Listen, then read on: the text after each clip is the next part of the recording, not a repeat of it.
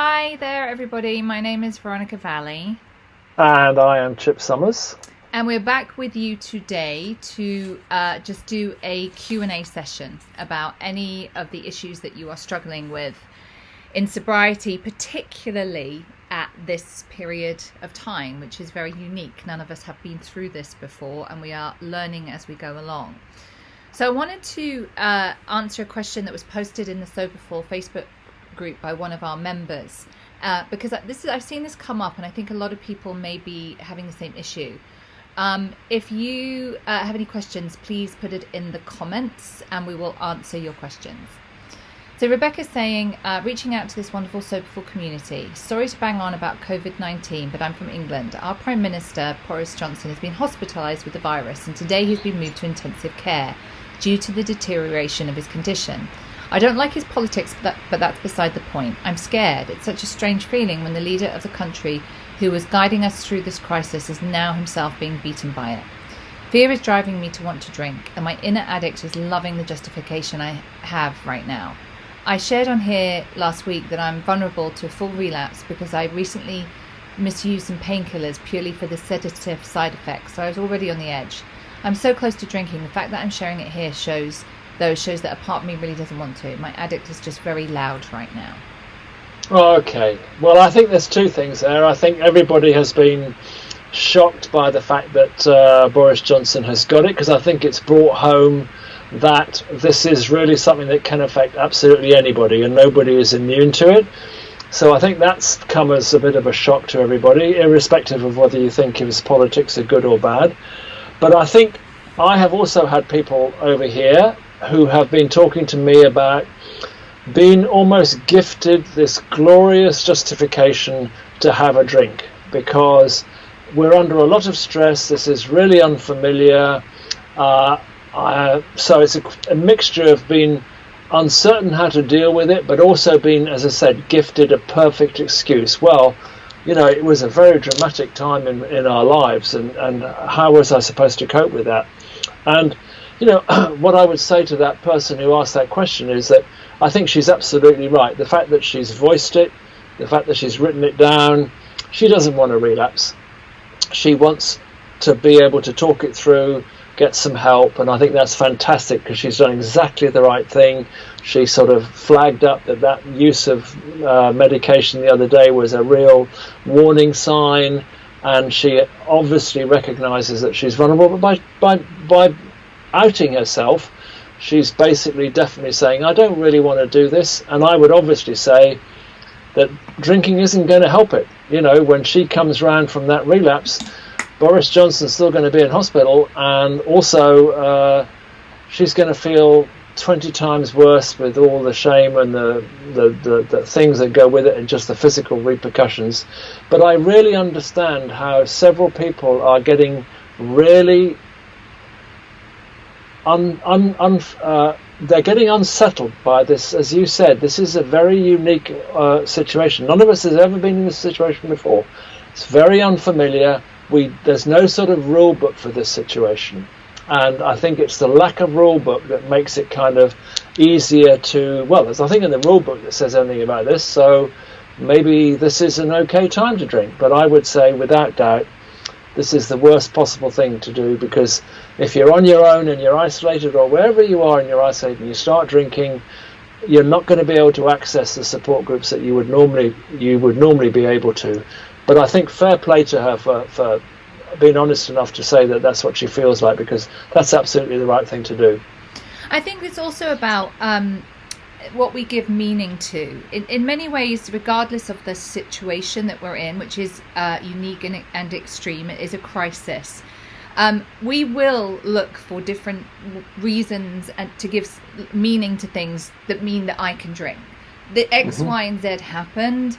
Oh, then I have to drink because of that, because anybody would drink because of that, and surely, And I also think it is unsettling for people. For those of you who are listening in the USA who may not be aware, our Prime Minister has been hospitalised and is in intensive care, which is very serious. And again, this is not about politics. It's about the people who are in charge. If the people who are in charge are not in charge of this crisis situation, that can feel very panicky and fear-inducing.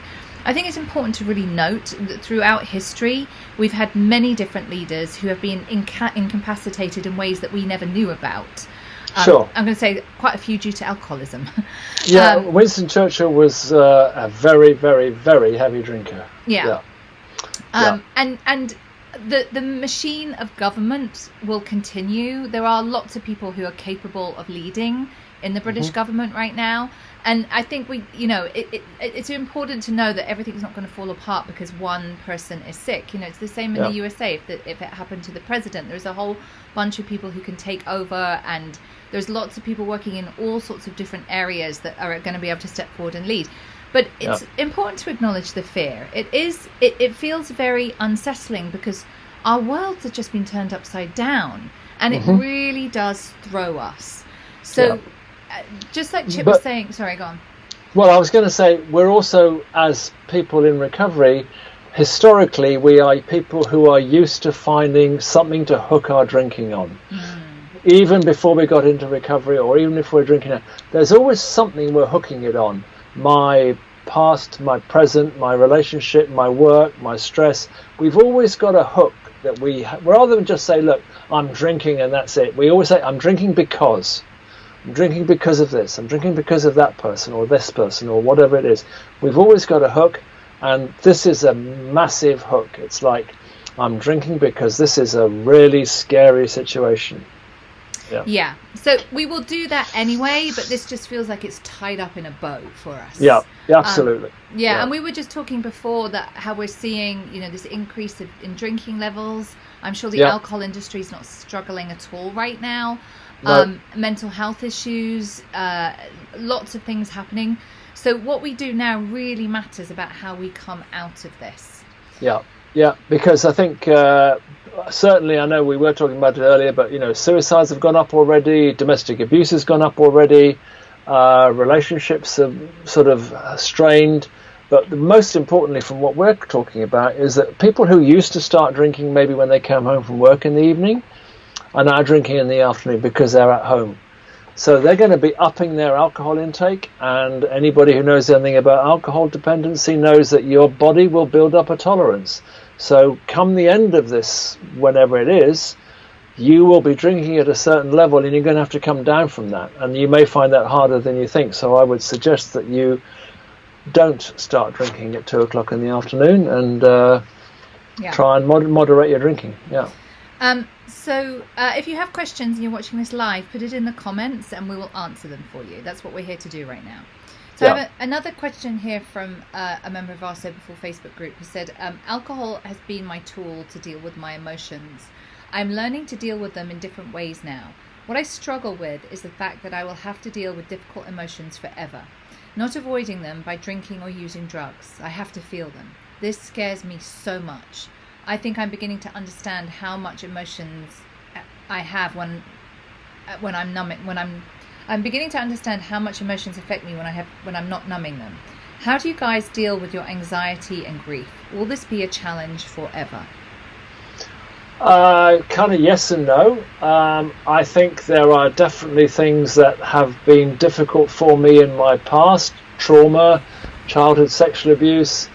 I have got much, much better at dealing with that, and I have been able to kind of process it and work on it and be able to talk about it now quite openly.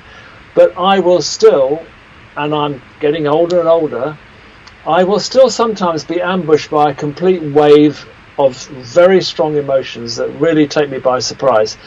One happened the other day. Long story, but it doesn't matter. But there was a very dramatic moment in my life when I was revolving around a gun, and there was something on the television about a very similar incident, and it absolutely overwhelmed me. And I became very agitated and very emotional and started crying. But thankfully, I have a wife who understands, and she said, "What's going on?" I just said, "Oh my God, all these emotions came back about this incident." And that was like 35, well, that incident happened about 40 years ago. So I think emotions will be with us, but you will learn as you go through sobriety to handle them, to deal with them. We are emotional people. That's what makes us human beings. We're sentient human beings who have emotions all the time, and we will have varying degrees of kind of, some of them being stronger than others. But I think the secret of recovery is that you will learn how to handle them. They won't overwhelm you. You will be in charge of your feelings rather than your feelings being in charge of you.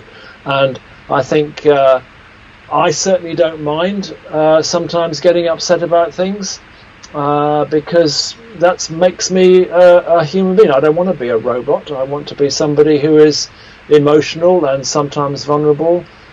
But I think in answer to that person's question, don't think that you're going to be as overwhelmed as you are at the moment by your emotions. You will learn with time how to deal with them better, how to put them and explain them to yourself in a way that makes them more handleable. And I don't believe for a moment that you will spend the rest of your life at the mercy of your feelings. I think you will learn over time and with an increased sobriety how to handle them safely and how to manage them. Yeah, I think it's really important to know about feelings and emotions, that we are definitely people who have I ran or numb. I know exactly how this person feels. I did not want to go anywhere near feelings. I used to feel like they were a tsunami coming towards me and I had to outrun them. So when we first get sober, we kind of tend to have a backlog of stuff that we have to process, and it takes a bit of time, and it should never be done all at once. So it will just take time. The more we go into sobriety and the more we support ourselves for these things to just begin to come out and be processed, and to understand, it's how we understand ourselves. And then over time, honestly, dealing with feelings and emotions, it's a muscle, it's a life skill. It really is just a life skill.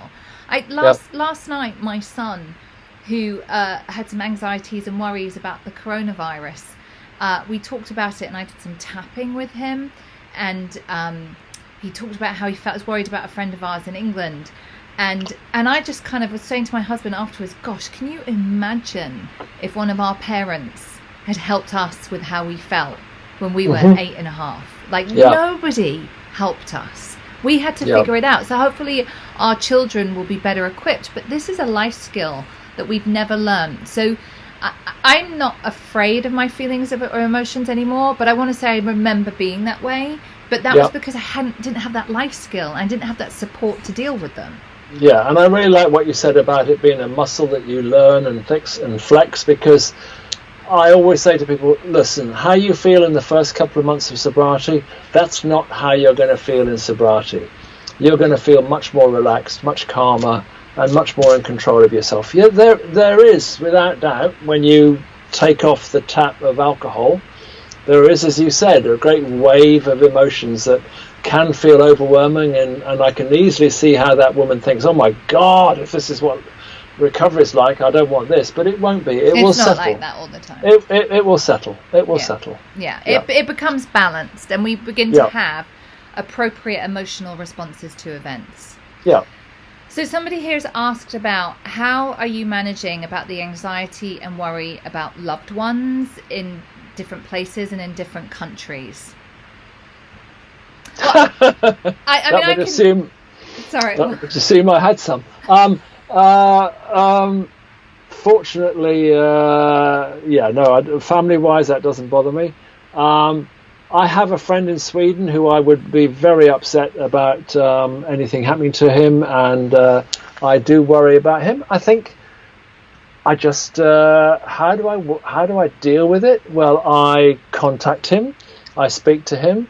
I think if you do worry about them, contact them. I mean, there's plenty of technology that allows you to contact them nowadays.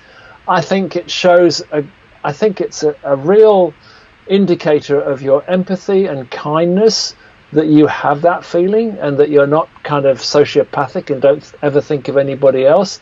I think it's a real indicator that you are a nice, empathetic, kind person who thinks of other people. And, if you are worried about them, then drop them a line. The post office still works, or just contact them. But I think there's no way you can rid yourself of worry about them, because that's a very natural reaction. Something, they're in potential danger, especially if they're old and they're kind of let's not get this age thing in there too much, because I'm not even supposed to be outside. But I think it's very, very natural to be worried, and I think it says a lot about you as a person that you have that concern for other people. So I can relate to that a lot, because I live in America and I have lots of friends and family in the UK. My mum is 81 and lives on her own.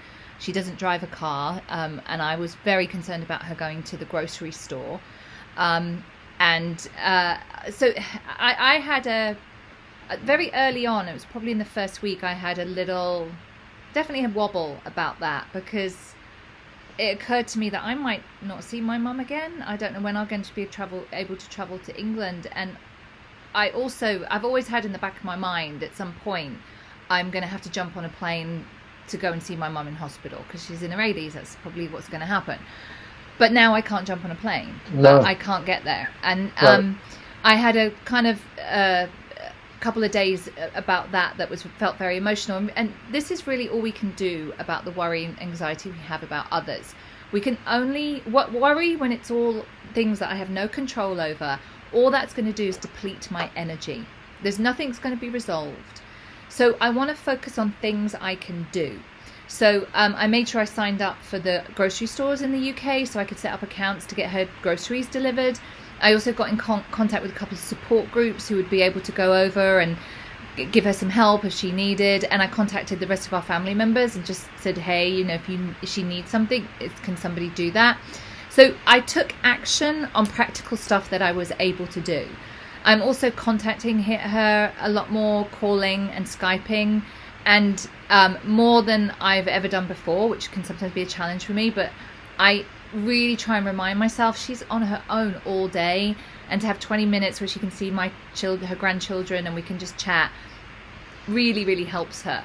So that has just made me feel so much better. When we have this worry and anxiety, it's kind of in some ways a call to take some action, and that can feel frustrating because we can't fix this. I can't fix it, but I can take some practical action. So even if it's sending a card or whatever it is, it's about focusing that anxious worry into a practical action that you can take, and you'll feel so much better when you do. Yeah, and maybe if you are particularly worried, make sure that you've taken this opportunity to say the things to your loved ones that you want to say, and not to put it off for another day, because that might lead to a lifetime of remorse and regret. I always encourage people to say, especially if somebody close to you is actually dying, to say what you have to say now. Don't leave it till it's too late and you haven't got the chance to say it. Yeah, I think that's some really good advice. I've heard a lot of I love yous, and it is one thing that's interesting that's happening is all the people, everyone's reaching out and contacting and setting up Zoom calls with people. Yeah. Yeah. Liz is saying here that she was supposed to be in the UK this week, staying with her sisters and then spending Easter with her daughter, and which she now cannot do, and it's a real downer.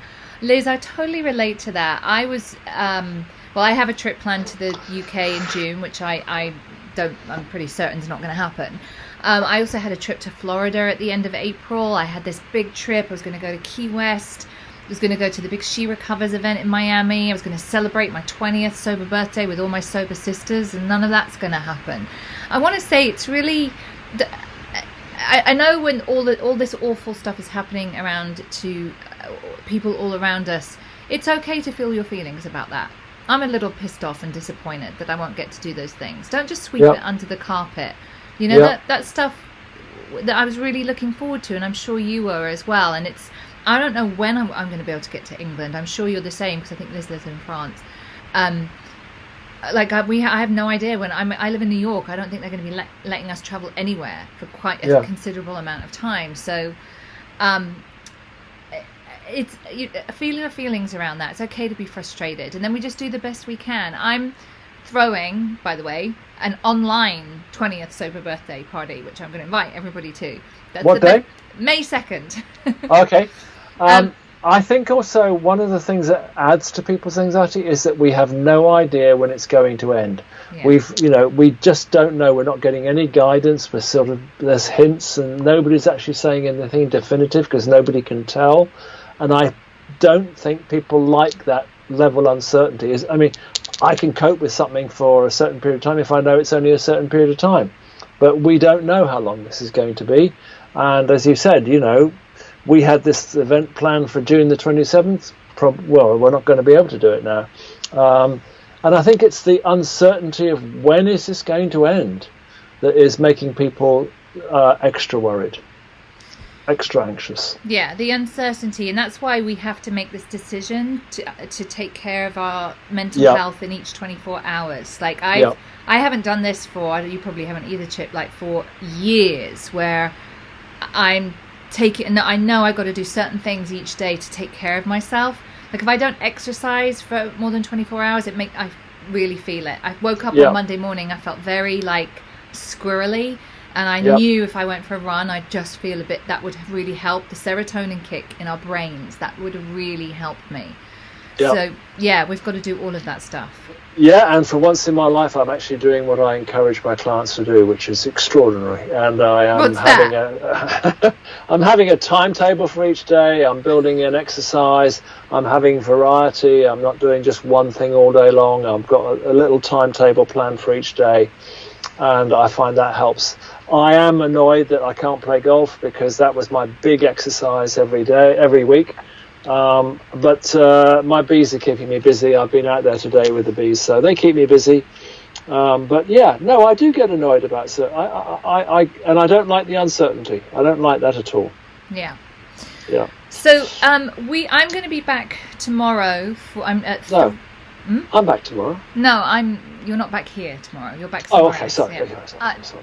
Chip, I'm somewhere else. I'm here. Chip is going to be doing a Q&A session in the Sober for Life online sobriety program tomorrow. I am going to be here tomorrow at 3:30 p.m. Eastern, which is 8:30 p.m. in the UK, to talk about parenting, structure, stress, managing kids in this crisis. Because I've seen a lot of people struggling with this, and I've seen a lot of there's a way to get through this without it being so stressful with the homeschooling, all of that kind of stuff. So I'm going to do a little workshop on that tomorrow. Yeah. Join me here for that. Good, because there's been a bit of a backlash about that in England. A lot of advice coming from people who have lovely gardens, and there are many more people who live in housing blocks in projects. 17th floor, no garden, 3 children, and it's really, really stressful. Yeah. Yeah. So I'm going to be doing a workshop on that tomorrow. Come and join me. We also want to let you know that the Sober for Life online sobriety program membership is closing on Thursday. It's a subscription group. It's $23.99 a month. And in that, when you join, you get immediate access to workshops with Chip and I. You get access to support in the community. And you also get to come along to all of our recovery groups. And we have something almost every day throughout the month of April. So if you are really struggling right now, or you just need to up your support because your structure has fallen apart and you can't go to your groups normally, this would be a really, really great way to do it. It's professionally run. It's not peer-led. It's professionally run. We are both clinical psychotherapists. We have an addictions therapist on our team. So we offer real laser-focused coaching to get you through wherever you are right now. A lot of it is to support through the crisis, but we're also doing some other workshops as well this month. So when you join, you get to access that stuff straight away.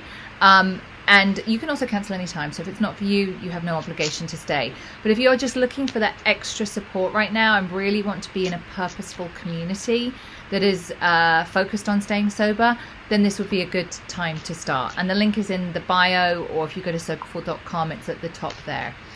Oh, Colleen's watching. Hey! Colleen I says hope she's she's noticed that my technology is working perfectly. Yeah, Colleen notices everything. she does. Yeah, She does. she's probably dying with laughter right now. Colleen says she loves the online Sober Full support groups. Colleen is one of our lovely people. Okay, everybody, thanks so much. Check out the event schedule here for when I'm going to be live tomorrow doing this workshop on parenting through this crisis and staying sane and sober. And we hope we'll see you in the Sober Full online sober program. If you have any questions about that, you can reach out to me. Thanks so much. Bye-bye.